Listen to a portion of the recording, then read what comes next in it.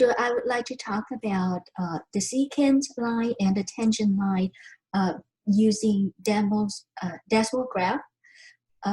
On week 1 module, you can expand that out and go to the last item in that module.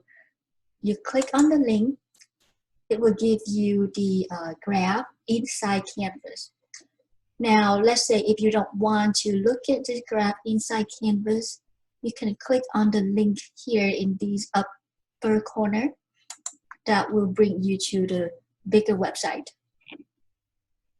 So here is our graph.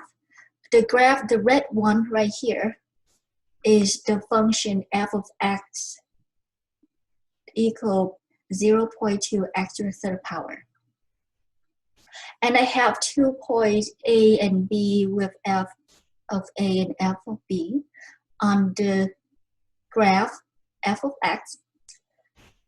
Then I have a function y equal mx minus a plus f of h, which is the line go through these 2 points. It's the green graph as you see.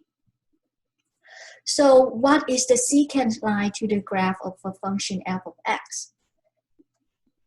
You pick the 2 points on the graph and you draw a line go through these 2 points.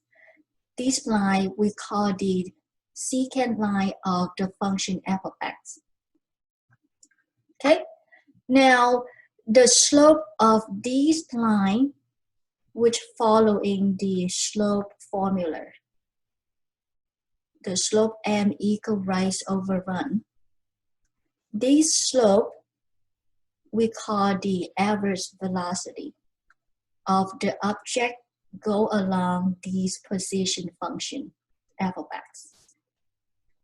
Okay, then when you move these 2 points really close to each other, that they're almost on top of each other, then you see this secant line become the tangent line to the curve f of x. Then the slope of this line, if you want to use the slope formula, you might not able to do it if these 2 points has the same x values, because you might end up to the problem that divide by 0.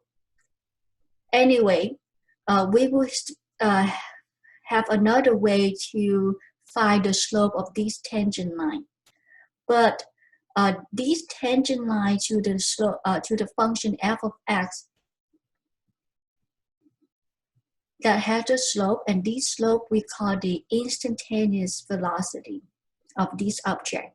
That means the velocity of this object as this moment, where point A and B is actually become 1.